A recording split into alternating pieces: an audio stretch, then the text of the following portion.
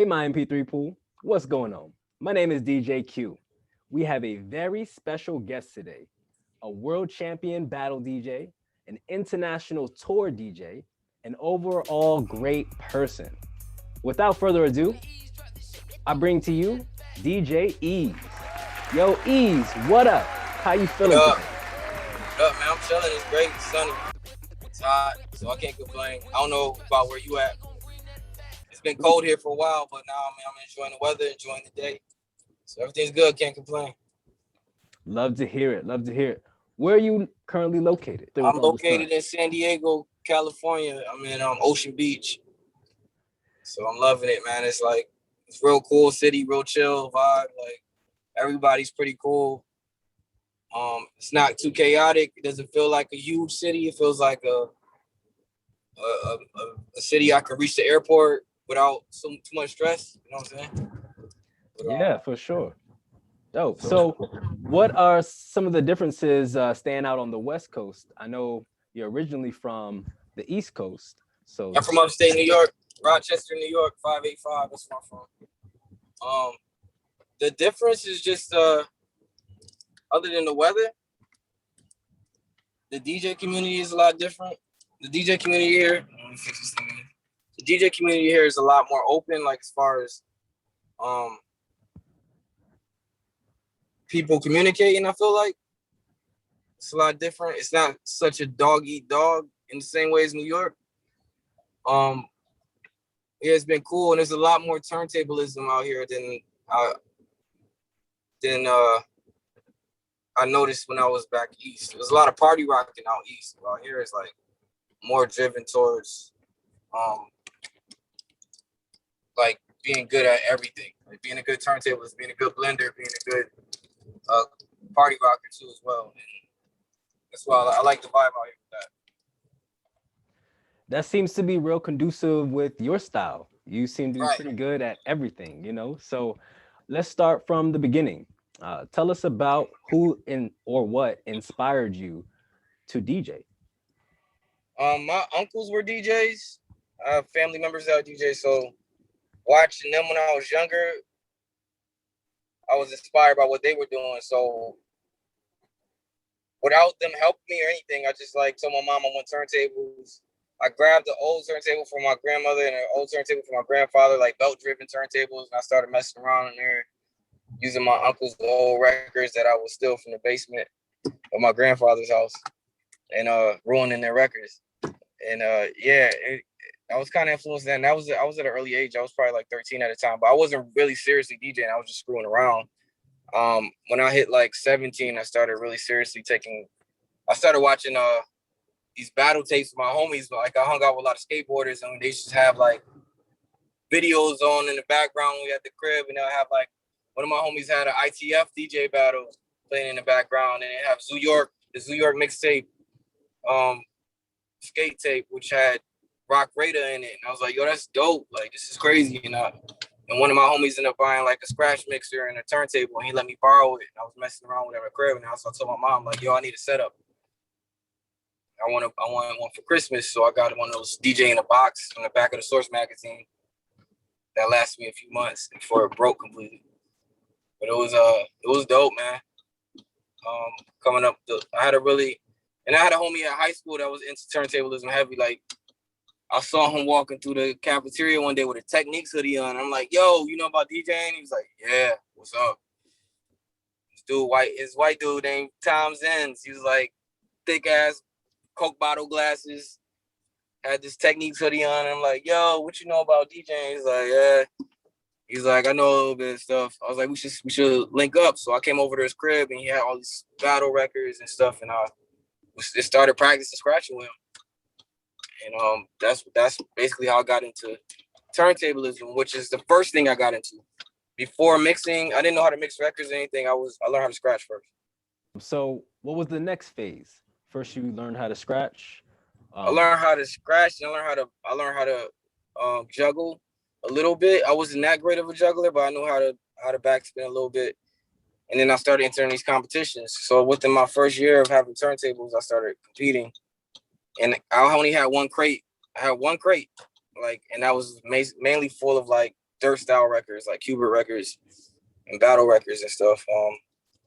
That's it. I had a few regular records I could like instrumentals I could scratch over, but I would usually plug my CD player into my mixer and scratch because I only had one Technics turntable. The other one was the belt drive I still because I couldn't afford two. So I would just sit there and scratch all the time. Yeah, back then I would practice like a maniac. So I was in high school. So I think I would practice 2 hours before school or an hour before school. And then when I got back from school or football practice, I would do another 4 or 5 hours. 4 hours, at least probably 4 hours a day minimum. It was fun for me. So I didn't look at it like I was practicing. I looked at it like I was just having fun because I didn't have nothing. When you have nothing to look forward to, like I wasn't looking forward to battles or anything. I was just practicing. I was just having fun. It was just something to do that I like to do. So when people started telling me I was good at it, I didn't look at it like, yeah, I was practicing my ass off so I can be good at it. I was just like doing it because it was fun. You know what I'm saying? Yeah, I got my ass kicked. But I didn't go into it. I didn't go into it with like I gotta win. I went into it like, yo, this is fun. This is dope. I was excited because I was watching so many battles at that time. So I knew what a battle looked like. I knew what you needed to look like when you're in the battle. I knew if you screwed up, you kept going. Because I watched so many Rock Raider battles and so many Craze and ITF battles and one-on-one battles and how those dudes handle themselves on the stage that I had that confidence. And I didn't have everything like together as far as being sharp, but I knew what it took, like stage presence and all of that.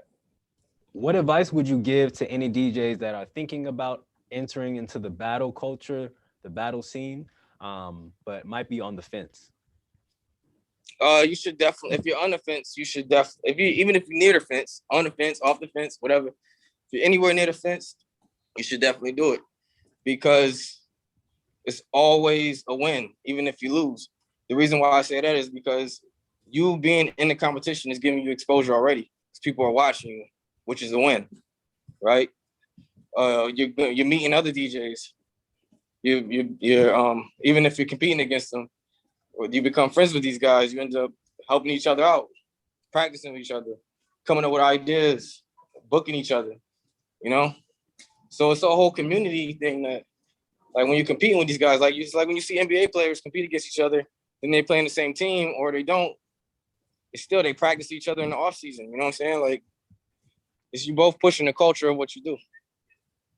So it's pretty dope culture to be a part of. The battle scene is not that huge, but it is like it can take you all over. That's why I went like being a part of DMC battles. Then there's this Red Bull shit that was just like, yo, this is crazy, this is different. But it was a whole nother community a part of that. And I was like, I want to be a part of that community too, because the turntablism thing was dope, but it wasn't getting the respect that it deserved as far as you getting booked. People weren't going to DMC battles to book a DJ. They wanted to see you mix. They want to see you.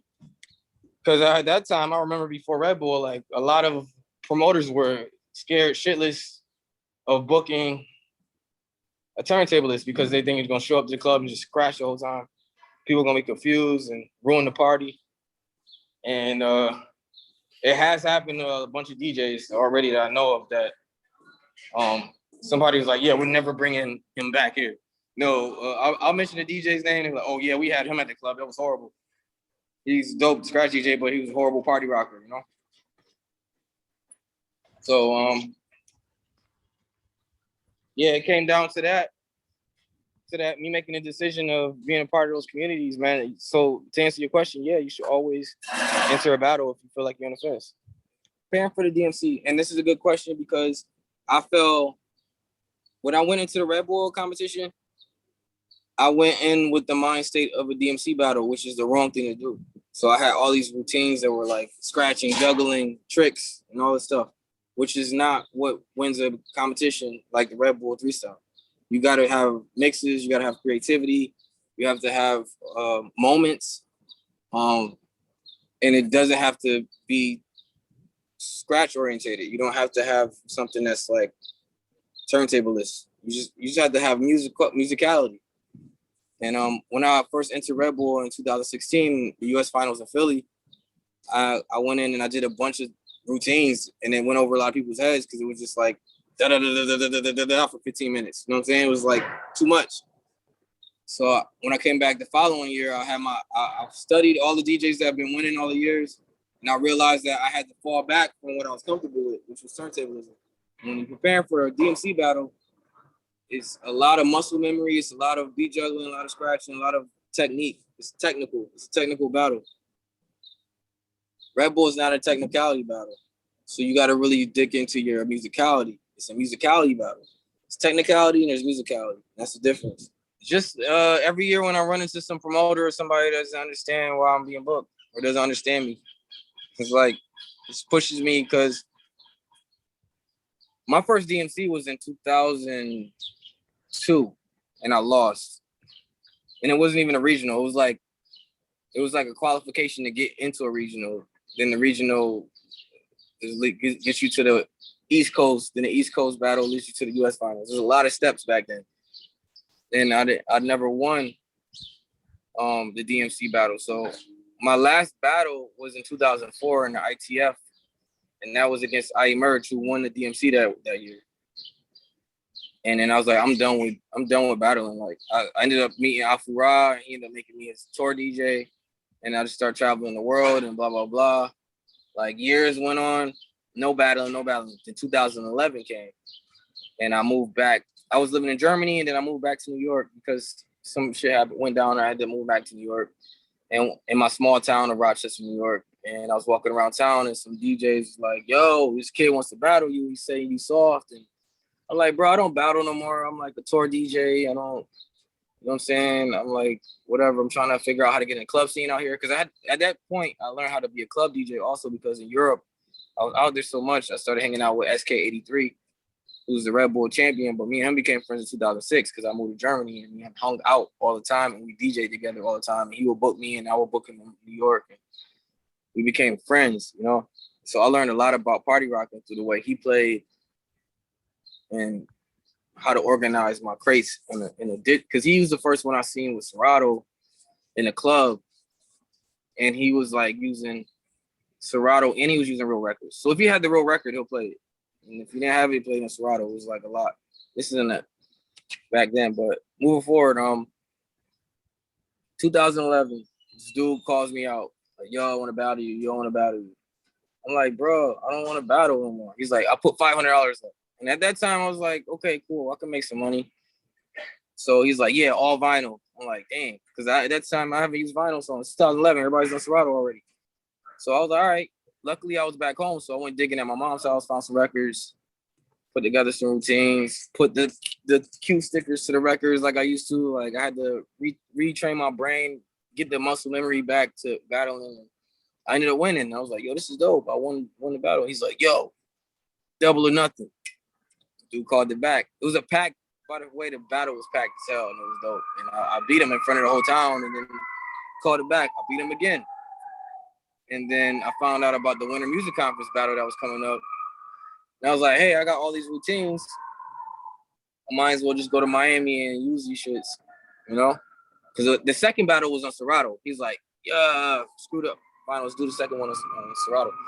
So I had all these routines. So I went down to Miami and I took second place. And that's where I met Hill, Color TV, who took third. I took second. And then I remember like, "Yo, this is dope. I'm back in the battle game." It's like, but it's a different type of battle. And I was like, "Yo, this is dope." So then I got this bug of just battling again. I just like, I came back to Winter Music Conference next year, ended up winning the Winter Music Conference. And then when I won that, somebody was like, "Yo, the DMC is going on down the street. Craze is hosting it," because we were in Miami. I was like, "Cool."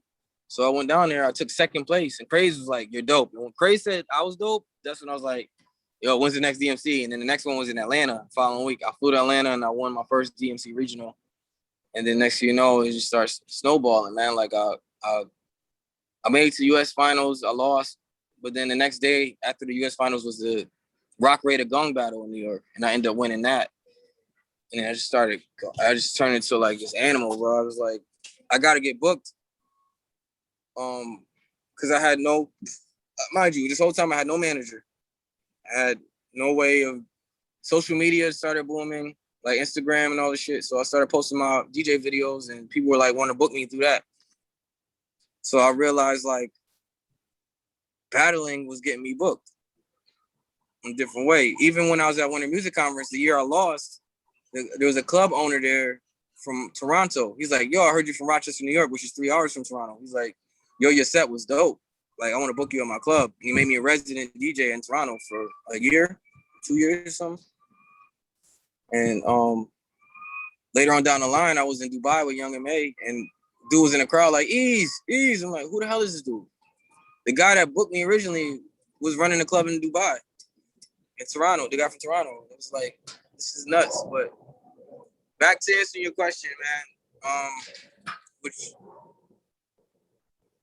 The battling thing, man, it definitely always paid off for me. And even if I lost. And that's why I was telling DJs, if you lose a DJ battle, post your routine ASAP. Post that shit. That's what me and Color TV did.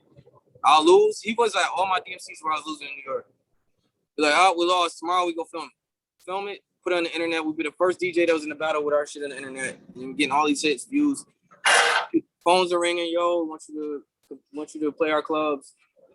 Every loss became a win because I would post a set. And the set get me booked. And I'm not talking about like little $100 here and there. I was getting thousands of dollars out of the book. You know what I'm saying? And it certified me into getting other gigs like corporate stuff. And then it got me into Vegas too, because Las Vegas, they didn't accept no damn battle DJs. You know what I'm saying? And then at the time, my boy DJ Jester introduced me to a dude named DJ Hollywood. The Vegas DJ Hollywood, and he worked with DJ AM and a bunch of other dudes in Vegas, and he was like, yo, you're dope, like I'm gonna throw a battle and you should enter it so I can get people to know who you are in Vegas. And he threw this battle at the Hard Rock in Vegas, and I destroyed everybody. And then the club owner saw that and was like, yo, we're gonna make him a resident. Yes. And then I moved to Vegas from New York. Next thing you know, I had a residency because of my battle shit. You know what I'm saying? And yeah, and that's what I was saying. You can make wins out of losses like that. Man, that set that they saw me in the video to beat Vegas was a losing set. It's third place in DMC. That's my business card. You know, I stopped carrying business cards a few years ago because I was like, if I meet somebody and they're like, yo, you DJ? Yeah, yo, you got a card? No, give me your phone. I take their phone. I make them follow me on Instagram. That way, if they forget about me by the time they drunk and get home, the next day they wake up, sit in the toilet, and they're on Instagram, they see my page, and they're like, oh shit, this dude is done this, and this. First of all, it was an online battle, which is totally different because of the pandemic.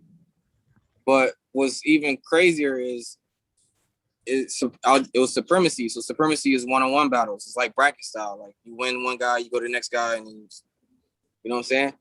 Like tournament style. I've always been good at that kind of battle, like the ITF style battling. Like I made it to the finals, lost to I Emerge, and then battling that guy back in Rochester who called me out. That was like rounds, which I dominated. Then the Rock Raider Gung battle, I dominated in that also because it was one-on-one battles, and I was really good at that style.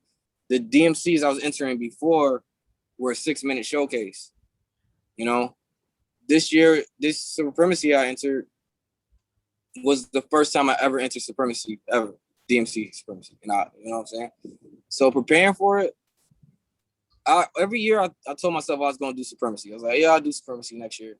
It's more my style. And then I stopped doing DMCs in 2016 when I lost in the US finals in the Bay Area. I was like, I don't want to do it anymore. And then I went and did Red Bull, and I won Red Bull. And like that was better for my bookings and shit. And because it was more party rock orientated. My video is over 1 million hits right now. And it's like, dope. I'm never doing DMC again. I got Red Bull, da da da. And then the pandemic happened, and I'm just like at the house, bored as hell. And the email shows up, enter the DMC supremacy, da da da. Winner gets Pioneer S11. I'm like, oh, I can use the S11. Oh, that's dope. You know, I was like, I'll sign up. Christy writes me back, yes, like she's happy. And I'm like, okay, so you got to send in an entry video first. So my entry video was just rusty as hell because I haven't done turntable shit. Like I do little stuff on the internet here and there, a little blah blah blah, juggles, like something simple. But to be on that technical level is like the people that are battling in that shit, you got to be technically crazy. So I had to really like tap in and practice hours again. So I was in there 6-7 hours a day practicing. I did my entry video, which was trash to me. It was like horrible. But I got in the top 8, and that was me, Precision, As One, Etronic, was Remedy, and Ohm, I believe, and one more person, and me. Yeah, so I made it in, and 3 of those guys, that's Etronic is a U.S. champion, As One was a prior U.S. champion, and Precision was a U.S. champion and a world champion. He's a Supremacy world champion, and he was a Supremacy U.S. champion, and he was like a 3-time USA champion already, like DMC. He like been entering DMC since the 90s. Like, motherfucker just knows, and he's an executioner on top of it. The most highly respected DJ crew in the game as far as turntablism go, next to the Allies in the scratch papers, was the executioners. And I looked up to the executioners heavy. So when I found out I had to go against Precision possibly, I prepared my whole battle around battling Precision. So I started the finals. We saw the final sets. I was working on those sets before I was working on them other rounds. Those sets was like being worked on from the get-go because I was like, I got to go against the best. This dude is the best beat juggler I've ever seen in my life. He does it effortlessly, and he understands beat juggling, understands turntablism. So I got to be on his level, and to be on his level means I got to really lock in and practice my ass off something, and I got to practice 1,000 times harder than I ever have, period. So I locked in, and I taught myself some different stuff, like pattern-wise. Before that, I don't tell anybody that, but before that, I didn't know how to chase pattern like that. You know what I'm saying? Like, but I knew that people love to see that and throw that in there. And some people don't respect the chase pattern. Like, whatever, who cares, right? My boy Color TV is like, you gotta learn the chase pattern because that's just dope. I'm like, whatever, who cares? He's like, you gotta learn that shit. I'm like, all right. So I taught myself chase pattern in one day, like 2 days maybe. I like put the snare on loop and I just sat there. My arms was burning, bro. I was just like, da, da, da, da. So I prepared myself for that, and I kept filming my sets, filming it over again, critiquing myself until I came up with stuff where I was comfortable with, and I knew I was gonna get through the round. So my first round, I had to go against Etronic, also a champion, right? I had to get through him, battle him. Then I had to go through As One, also a champion. And I had the finals was Precision, and Precision obviously he had some life shit happen, so he was only able to hand in 1 video. He was supposed to hand in 2. So yeah, man, I came out on top. He hit me, congratulated me. He's like, yo, bro, you deserve it. Like, you dope as hell. And I was like, I mean, it's a lot coming from me. The next day, Total Eclipse hit me, like, yo, congrats, you dope. And I was like, Total Eclipse is like somebody I looked up to too. Like, that dude's a maniac on the beat juggler, you know. So that made me feel complete with the thing. And yeah, having the S11, but I had to get an S11 to compete against Precision because I found out Precision had that mixer. I went and looked up online AMS. I think it's AMS. It's similar to like Zounds, where you can make payments on the mixer. Because I wasn't about to drop $2,000 on a mixer out of the blue like that. So I was like, yo, I'll make payments on this mixer. So I got the first month, I paid it off, and then I ended up winning the DMC shit. So I send it back because it had 90 days, right? So I sent shit back. Got the mixer. It was a gamble. That whole shit was a gamble, man. But I'm like really happy I came back for that, man, because it was like, and it's the beginning of a new era. It's online battling, man. Like, to see myself be a part of the past 10 years and then come out and like, I don't think any other American DJs won a DMC USA championship and a Red Bull USA championship. So for me to close out the last 10 years, the 2020, the 2010s, with a DMC victory and a Red Bull victory meant a lot to me. I was like, yo, this is dope. I did it. I could say I did it. And that's it. Because I'd never won a damn DMC USA any damn thing. So it was like dope. Again, congratulations on all of those accomplishments. Like, especially that last DMC, you real live went through the gauntlet of DMC champions, both old and new. I battled everybody I battled in that battle was a previous US champion. Every last one I battled. So Yeah, I had to go through I had to go through hell to get through that shit. But I'm thankful for it because it it was like, oh, you really want this DMC battle? This is what you're gonna have to go through to get it. Like, I was like, okay, you know what I'm saying? yeah, for sure. Hell nah. And I'm gonna tell you why. And I'm gonna tell you why. I actually never say never. You know what I'm saying? But that's dope. That's really dope. I ain't gonna say no. No, Because no. when I get the bug, you get the bug, you get the bug. But if Crazy's training now, I'm years behind already. Well, I If think he's already practicing. I think he said he's about to enter training mode. So, Yeah, yo, Crazy's the GOAT. Everybody knows that. He changed the whole turntablist game. He's like, he made it like you have to be clean. You had to be this, you had to be this. And the patterns he was ambidextrous. He scratched with both hands. Like, that's like the Mike Tyson of this shit, for real. So for me to even like be like, all right, I'm gonna do this, I gotta start training right now. And best believe I might have to like practice like 10 hours a day nonstop to compete with anybody. Like to be even, I'm not saying I'll even be on this level, but to even be near somebody like that, you gotta really be focused. And this dude has been in DMC since the early 90s. Like Crazy lost DMCs in the beginning. So and he knows what it's like to lose, and he know what it takes to win because he's been there. He already saw the shit. You can't tell him different because he knows what it's about. You know what I'm saying? So to know what it takes to win, like it's really hard. And you already did this shit 3 times in a row. Like it's really hard to compete with that. And he's seen everything already. He sat back and watched the last 20 years. He's been going for 20 years watching it. And now, other than him, A-Track, Clever, there's only a few heads that I feel like Precision definitely. Like, there's a lot. There's Vajra, who, aka Chris Carnes. There's a bunch of dudes that went out there and represented on the highest level of this shit. And Craze is the epitome of that, like the highest level. Like, and he does that shit in his sleep, like effortlessly. So, and he gave me some really good pointers. When I lost the Red Bull World Championship, he slapped me up like, "Yo, bro, just know when you come into these battles, you got to make it undeniable. When you whatever you do, you got to make it undeniable.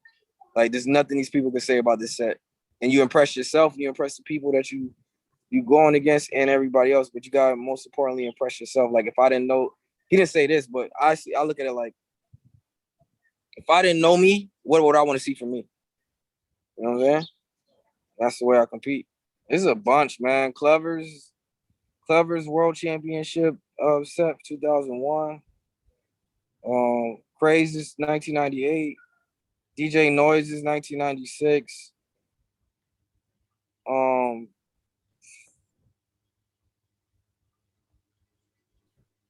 DJ Aladdin, his shit from 1980 something, or it's one of the 80s shits. I don't want to fuck that up. yeah. But yeah, then you got um A-Tracks, Juggles, man. A-Track was coming up with some really crazy musical shit on the juggle tip. Like him and Crazy was on the juggle tip, it was funky and it was like they'll flip a whole track. So a bunch of A-Track's old stuff was just like mind blowing to me. Oh, and then Precision, definitely Precision, man. Precision's Snoop Dogg juggle, game changing shit, crazy. And his whole world Outcast juggle was crazy. Um, I emerged did a bunch of dope shit too, like one-on-one battle stuff. Like in the one-on-one battle, Merge was a beast. And I had to watch this dude destroy people every battle in New York City. Wow. So yeah, shout out to everybody though, man. There's a bunch of DJs. I don't want to forget anybody because I got homies with a lot of people, but it's always gonna lead back to Rock Raiders because Rock Raiders the first that I saw like on the New York tape, and he was just cutting in his crib. And shout out to his family because when I won the gong battle, they gave me his personal mixer. You know what I'm saying? Like from his crib. I'm like, still have it. And go back and watch some of the videos. I saw some videos with him using that mixer. I'm just like, wow. This dude is GOAT. But also somebody I slept on. My favorite routine right now is DJ Mysterio. DJ Mysterio is either 97 or 98 regional, one of his regional battles, man, where he's rocking the 45 shirt. It was a red shirt, and the shit was just crazy. Like, the whole team is crazy, bro. Mysterio is slept on. Mysterio is one of those dudes that he should be talked about way more. Craze said it too. It's funny, Crazy started bringing him up too, because I was watching Mysterio a lot, but I didn't want to say anything because, first of all, I couldn't find him on Instagram, and then second of all, nobody was like really that deep on the internet. Nobody was really talking about all of that shit. So when I saw Crazy talk about it, I was like, yo, we was just watching Mysterio. We watching Mysterio tripping out how crazy shit was. Like, shout out to Mysterio, man. Before there was Q points, he understood the weight and balance of the technique turntable. So if you go look at, I think it's the 96 USA finals, I believe. Crazy's in that one too, I believe. He lost that one. But this dude is tapping on the top of the technique turntable like this. And when he does that, is like a cue point. So it's going da da da da da da da da da da, like, because it's looping back, the needle's hitting back the perfect amount to sound like a loop, to sound like a cue. And he was doing that in 90 something, bro. It's nuts. And we go watch his 96 set. Japan, Germany, India was dope. China was dope. But my favorite is Japan. All of them is Japan, man. Japan was just, I feel like the Japanese really appreciate the culture of American music in a whole, not just in a piece by piece situation. Where, like, you go to Germany, you barely go to a club that's open format. That shit doesn't exist in Germany. If you want hip hop, you go to a hip hop club. You want to hear house, you go to a house club. There's no place you go where you hear everything in one night and everybody's okay with it. Where I was in Japan, I played Wu-Tang and then played tropical shit or something, like, and they was cool with it. It was like, oh, this is good. They just love music. They have an ear for everything, every genre. And when I went out there, first time I performed with a rock band, and on that stage, it was us, it was Nas, it was Pharrell, it was who else performed? Like Jurassic 5. It was just so many. Who else? Green Day was there. It was like so many different sounds on the same stage because they appreciated the music. They don't really look at it like everybody else. It's like one big Coachella, you know what I'm saying? And that's why I fuck with the Japanese. And they also really dope on their fashion tip. Like, I love how they incorporate multiple cultures, including their own and their style. So it's pretty dope for me. New Zealand, home of Serato. I want to go to New Zealand, and I'm going to Australia. Me and Total Eclipse just spoke on Instagram about linking up when the shit is over, like me coming out to Australia, because he lives in Australia. So yeah, Australia. I guess DJ ID lives in Australia too. So there's like a few homies out there right now. But yeah, definitely New Zealand. New Zealand is bucket list. I've pretty much been everywhere else I want to go except New Zealand. I'm going to Dominican Republic tonight. Well, yeah. It's just like mad random this morning. Like, Young and May's team was like, "Yo, fly to Atlanta. We got a private jet. We going to Dominican Republic for her birthday." And I'm like, damn, it's like that. Yeah. So I never been in Dominican Republic, so I'm going there tonight. I can take the red eye and shit. Mainly like SoundCloud. I just try to discover new producers and new DJs and people, what they're doing on there. And YouTube, I type in remix and see what comes up.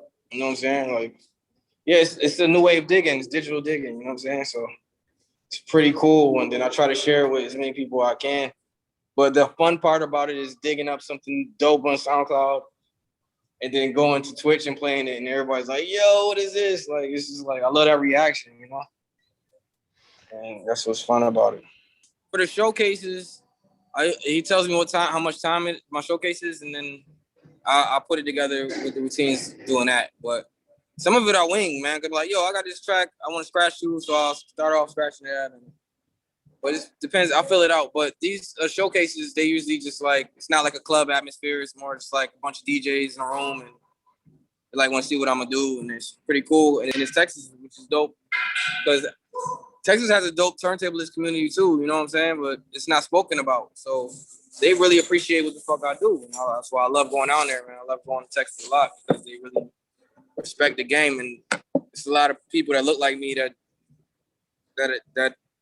didn't come up around people that were into that shit. They in the party and in the, you know what I'm saying? Like, so you see a lot of brothers out there and people like Mexicans and everybody from all over, man. All nationalities just like rocking together. It's dope because Texas, you don't have that except for football. You know, I'm just going in the footsteps of following the footsteps of all my brothers and like the executioners, the allies, like. All those dudes, man, they meant a lot to the culture, but a lot to me too for what they did. So they saved my life. If you want to think about it, because I could have been doing something else, you know. But yeah, it feels good, man. Precision told me the same thing. He was like, "Yo, it's good to see a brother do it." Ty Hanswell, shout out to him too. Like them brothers really like be representing what we do, man. It's like, and it's cool because we got good personalities and we represent like. What people consider turntablism is real nerd shit, bro. But it's dope, you know? It's like, it's cool. It's like when I see skateboarding, like, you know how much time going into that shit? Like, same thing with being a turntablist. It's like, you got to respect the grind and you know that it's dope. You got to be dope. To compete on a high level is dope. And then have all these corporations appreciate you is dope too. You know what I'm saying? Because, you know, we helping them make money at the end of the day. They got to understand that. We making them money. We sell. I remember when turntables was outselling guitars and shit, like in the early 2000s. So it's like now it's all this new technology. Like shout out to FaZe. FaZe is one of the first. I'm one of the first people to come out using that shit at NAMM. You know, shout out to my boy Anstrix over there. You know what I'm saying? Battle Lab. Like he connected me with FaZe and all of that shit. Shout out to everybody that's doing their thing. Lazy Boy, Color TV. Q, you, yeah, I appreciate everybody, bro, for real. I'm just gonna keep it going. I compare it to football because that's the only sport I played at a high level, other than, and I approach my my battles like I'm preparing for a Super Bowl or some shit. Like I'm a maniac. I'm pretty sure Craze and all those, they understand that shit. It's a mentality switch you gotta have, like that doesn't take a lot of physical abuse and shit, but it takes a lot of time and muscle memory and confidence, you know what I'm saying, and character and all of that shit. You gotta be ready to just, because these battles, you be dissing people's mamas and all of that shit. Like you going to destroy this person. And that's how I compare it to football. And I get that hype too. I get hype just like I'm on the football field. You know what I'm saying? Yeah, you can find me at DJEs_ on Instagram and on Twitter. It's at DJEs, and on Twitch at DJEs_ as well. But right now, working on my brother's album, Trap Game Nino, on my record label, Ease Up Records. Yeah, we about to shoot a bunch of videos, put out some more records. Young and May, we got some festival runs coming up. Like once COVID ends, we're doing all the Rolling Louds and all of that shit. We're about to be all over the world with it. We'll be on the lookout for that too. But yeah, most importantly, my production. I've been producing a lot of records with my brother and some other artists, and be on the lookout for the music I'm putting out. Yeah, on the production tip though, I'm producing using Ableton. I use Ableton Push, and I used to use FL Studio too, integrated with all of that. But I'm making a lot of lo-fi joints, lo-fi trap joints. You know what I'm saying? I got my own style with that. I mix like the trap with the lo-fi, and I make boom bap shit too, which is original lo-fi. You know what I'm saying? And just like real hip hop shit. That's all I know how to make. Shout out to Color TV, who just was in that battle from start from scratch, and he did his thing. And we was working hard on that battle. So shout out to him. Shout out to Lazy Boy. Shout out that's my squad right there. Lazy Boy, DJ Color TV. Shout out to Dynamics. You know what I'm saying? Be on the lookout. Like that's the crew right there. So MYMP3POOL. Make sure you go check out DJ Ease. I'm DJ Q. That's it for today. Peace.